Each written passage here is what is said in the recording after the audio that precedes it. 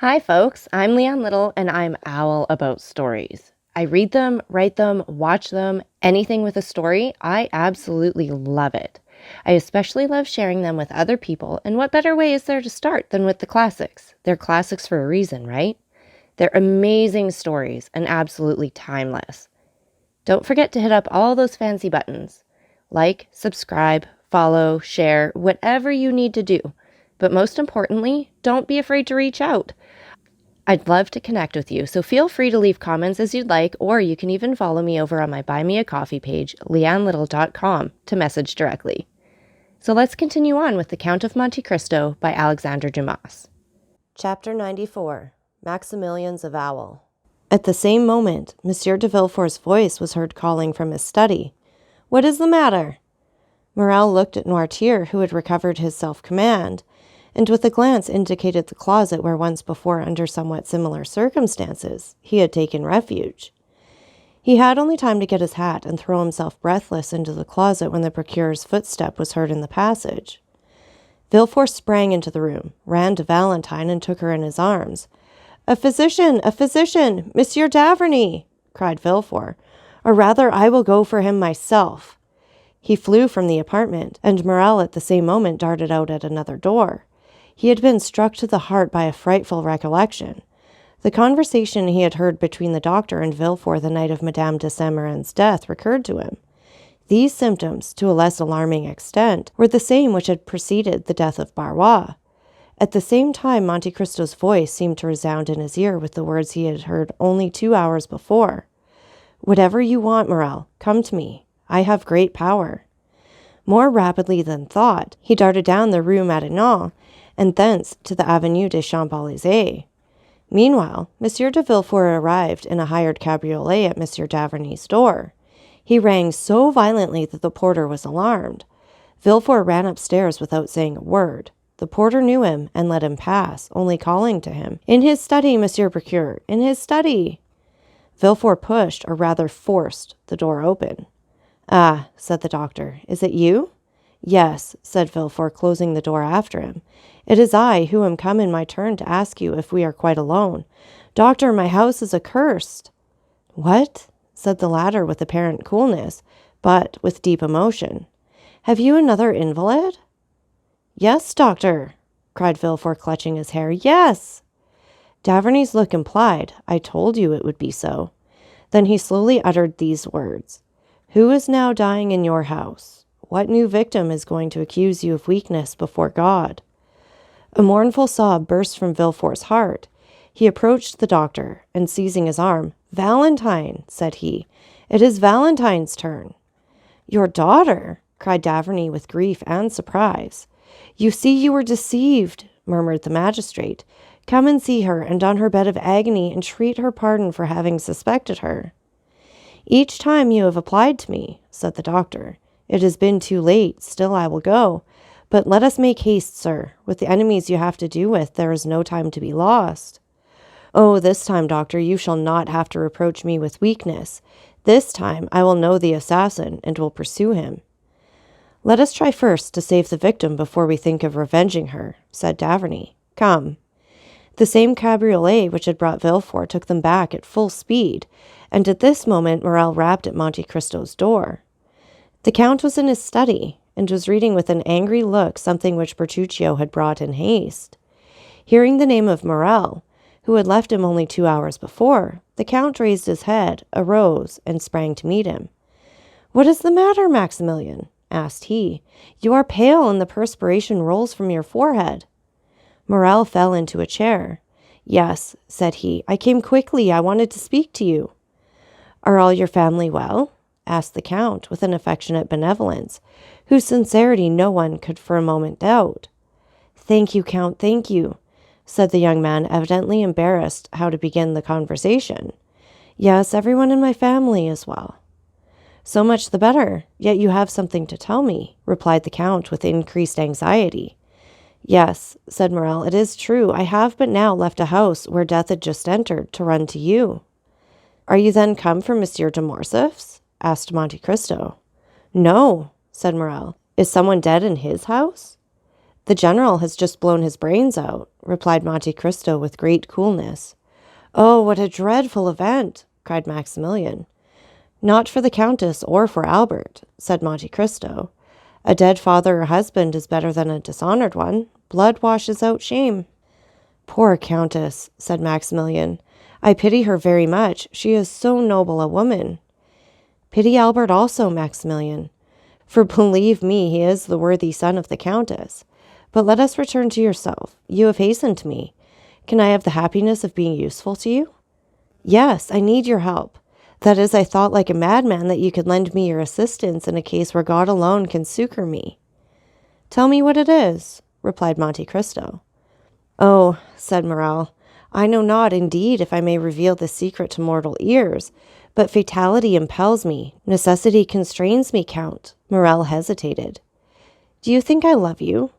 Said Monte Cristo, taking the young man's hand affectionately in his. Oh, you encourage me, and something tells me there, placing his hand on his heart, that I ought to have no secret from you. You are right, Morrel. God is speaking to your heart, and your heart speaks to you. Tell me what it says. Count, will you allow me to send Baptistin to inquire after someone you know? I am at your service, and still more my servants. Oh, I cannot live if she is not better. Shall I ring for Baptistin? No, I will go and speak to him myself. Morrel went out, called Baptistin, and whispered a few words to him. The valet ran directly. Well, have you sent? Said Monte Cristo, seeing Morrel return. Yes, and now I shall be more calm. You know I am waiting, said Monte Cristo, smiling. Yes, and I will tell you. One evening I was in a garden. A clump of trees concealed me. No one suspected I was there. Two persons passed near me. Allow me to conceal their names for the present. They were speaking in an undertone, and yet I was so interested in what they said, I did not lose a single word. This is a gloomy introduction, if I may judge from your pallor and shuddering, Morrel. Oh, yes, very gloomy, my friend. Someone had just died in the house to which that garden belonged. One of the persons whose conversation I overheard was the master of the house, the other, the physician. The former was confiding to the latter his grief and fear, for it was the second time within a month that death had suddenly and unexpectedly entered that house, which was apparently destined to destruction by some exterminating angel, as an object of God's anger. Ah, indeed, said Monte Cristo, looking earnestly at the young man, and by an imperceptible movement turning his chair, so that he remained in the shade, while the light fell full on Maximilian's face. Yes, continued Morrel, death had entered that house twice within 1 month. And what did the doctor answer? Asked Monte Cristo. He replied that the death was not a natural one, and must be attributed to what? To poison. Indeed, said Monte Cristo with a slight cough, which in moments of extreme emotion helped him to disguise a blush, or his pallor, or the intense interest with which he listened. Indeed, Maximilian, did you hear that? Yes, my dear Count, I heard it, and the doctor added that if another death occurred in a similar way, he must appeal to justice. Monte Cristo listened, or appeared to do so, with the greatest calmness. Well, said Maximilian, death came a third time, and neither the master of the house nor the doctor said a word. Death is now, perhaps, striking a fourth blow. Count, what am I bound to do, being in possession of this secret? My dear friend, said Monte Cristo, you appear to be relating an adventure which we all know by heart. I know the house where you heard it, or one very similar to it. A house with a garden, a master, a physician, and where there have been 3 unexpected and sudden deaths. Well, I have not intercepted your confidence, yet I know all that as well as you, and I have no conscientious scruples. No, it does not concern me. You say an exterminating angel appears to have devoted that house to God's anger. Well, who says your supposition is not reality? Do not notice things which those whose interest it is to see them pass over. If it is God's justice, instead of his anger, which is walking through that house, Maximilian, turn away your face and let his justice accomplish its purpose. Morrel shuddered. There was something mournful, solemn, and terrible in the Count's manner. Besides, continued he, in so changed a tone that no one would have supposed it was the same person speaking. Besides, who says that it will begin again? "It has returned, Count," exclaimed Morel. "That is why I hastened to you." "Well, what do you wish me to do?" "Do you wish me, for instance, to give information to the procureur?" Monte Cristo uttered the last words with so much meaning that Morel, starting up, cried out, "You know of whom I speak, Count, do you not?" "Perfectly well, my good friend, and I will prove it to you by putting the dots to the I, or rather by naming the persons. You were walking one evening in Monsieur de Villefort's garden. From what you relate, I suppose it to have been the evening of Madame de Saint-Méran's death. You heard Monsieur de Villefort talking to Monsieur d'Averny about the death of Monsieur de Saint-Méran, and that, no less surprising, of the Countess. Monsieur d'Averny said he believed they both proceeded from poison, and you, honest man, have ever since been asking your heart and sounding your conscience to know if you ought to expose or conceal this secret. We are no longer in the Middle Ages. There is no longer a Vehmgericht or free tribunals. What do you want to ask these people? Conscience, what hast thou to do with me? As Sterne said. My dear fellow, let them sleep on if they are asleep. Let them grow pale in their drowsiness if they are disposed to do so.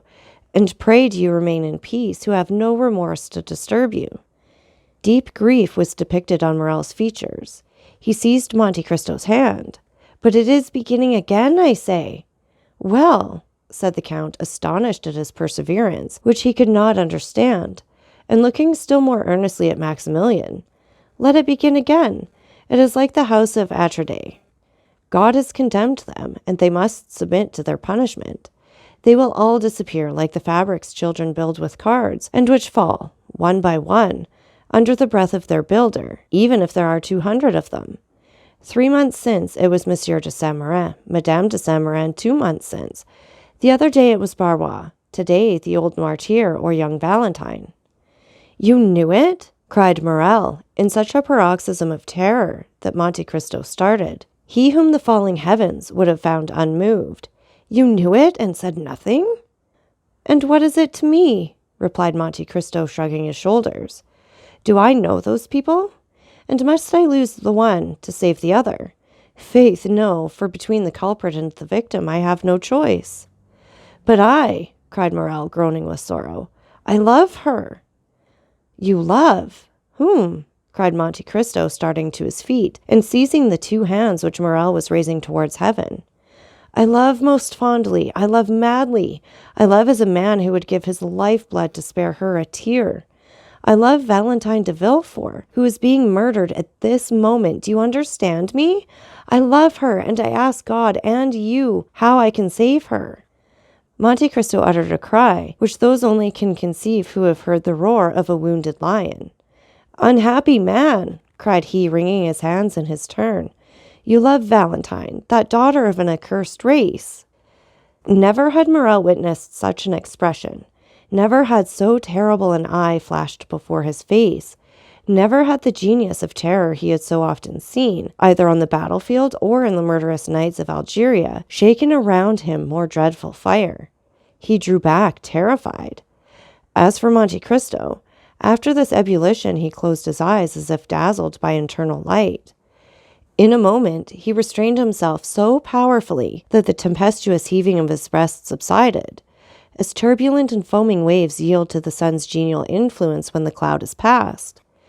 This silence, self-control, and struggle lasted about 20 seconds. Then the Count raised his pallid face. See, said he, my dear friend, how God punishes the most thoughtless and unfeeling men for their indifference, by presenting dreadful scenes to their view. I, who was looking on, an eager and curious spectator. I, who was watching the working of this mournful tragedy. I, who like a wicked angel was laughing at the evil men committed protected by secrecy. A secret is easily kept by the rich and powerful.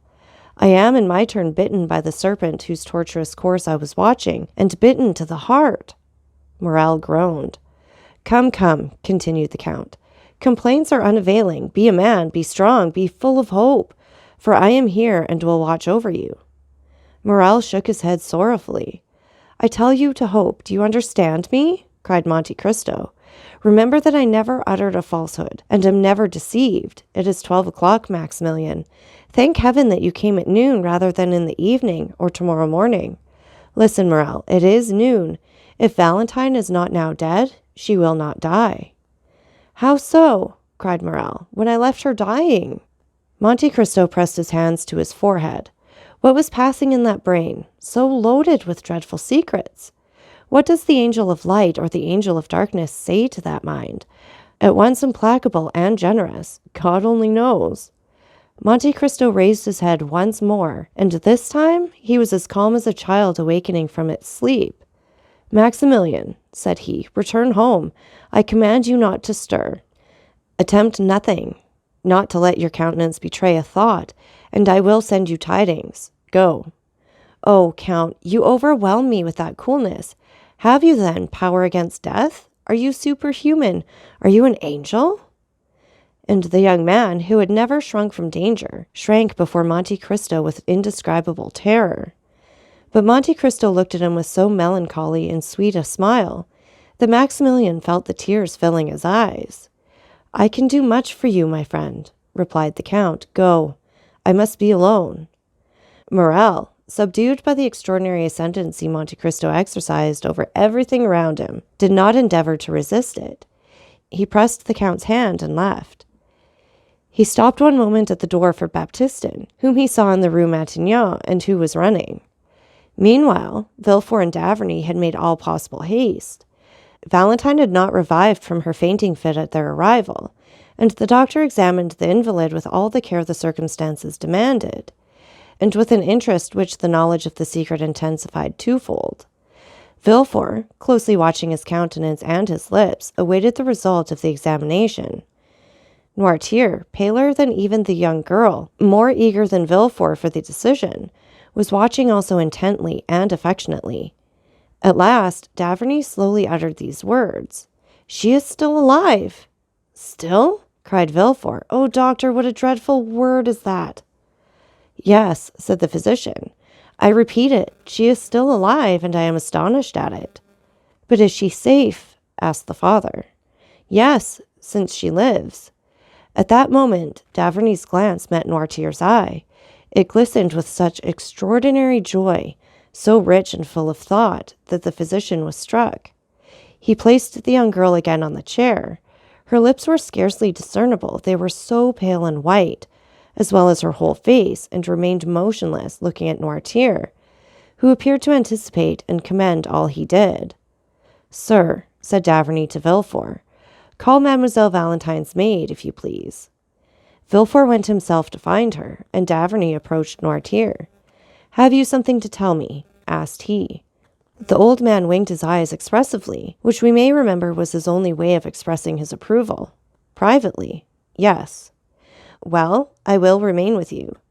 At this moment Villefort returned, followed by the lady's maid, and after her came Madame de Villefort. "What is the matter, then, with this dear child? She has just left me, and she complained of being indisposed, but I did not think seriously of it." The young woman, with tears in her eyes and every mark of affection of a true mother, approached Valentine and took her hand. d'Avrigny continued to look at Noirtier. He saw the eyes of the old man dilate and become round. His cheeks turned pale and tremble. The perspiration stood in drops upon his forehead. "Ah," said he, involuntarily following Noirtier's eyes, which were fixed on Madame de Villefort, who repeated, "This poor child would be better in bed. Come, Fanny, we will put her to bed." Monsieur d'Avrigny, who saw that would be a means of his remaining alone with Noirtier, expressed his opinion that it was the best thing that could be done, but he forbade that anything should be given to her except what he ordered. They carried Valentine away. She had revived, but could scarcely move or speak, so shaken was her frame by the attack. She had, however, just power to give one parting look to her grandfather, who in losing her seemed to be resigning his very soul. d'Avrigny followed the invalid, wrote a prescription, ordered Villefort to take a cabriolet, go in person to a chemist's to get the prescribed medicine, bring it himself, and wait for him in his daughter's room. Then, having renewed his injunction not to give Valentine anything, he went down again to Noirtier, shut the doors carefully, and after convincing himself that no one was listening, "Do you," said he, "know anything of this young lady's illness?" "Yes," said the old man. "We have no time to lose. I will question, and do you answer me?" Noirtier made a sign that he was ready to answer. Did you anticipate the accident which has happened to your granddaughter? Yes. Daverney reflected a moment, then approaching Noirtier. Pardon what I am going to say, added he, but no indication should be neglected in this terrible situation. Did you see poor Barrois die? Noirtier raised his eyes to heaven. Do you know of what he died? Asked Daverney, placing his hand on Noirtier's shoulder. Yes, replied the old man. Do you think he died a natural death? A sort of smile was discernible on the motionless lips of Noirtier. Then you have thought that Barrois was poisoned? Yes. Do you think the poison he fell a victim to was intended for him? No. Do you think the same hand which unintentionally struck Barrois has now attacked Valentine? Yes. Then will she die too? Asked Daverney, fixing his penetrating gaze on Noirtier. He watched the effect of this question on the old man. No, replied he with an air of triumph which would have puzzled the most clever diviner. Then you hope, said Daverney with surprise. Yes. What do you hope? The old man made him understand with his eyes that he could not answer. Ah, yes, it is true, murmured Daverney. Then turning to Noirtier, do you hope the assassin will be tried? No. Then you hope the poison will take no effect on Valentine? Yes. It is no news to you, added Daverney, to tell you that an attempt has been made to poison her. The old man made a sign that he entertained no doubt upon the subject. Then how do you hope Valentine will escape? Noirtier kept his eyes steadfastly fixed on the same spot. Daverney followed the direction, and saw they were fixed on a bottle containing the mixture which he took every morning. Ah, indeed, said Daverney, struck with a sudden thought.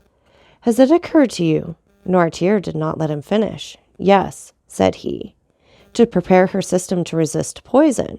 Yes. By accustoming her by degrees?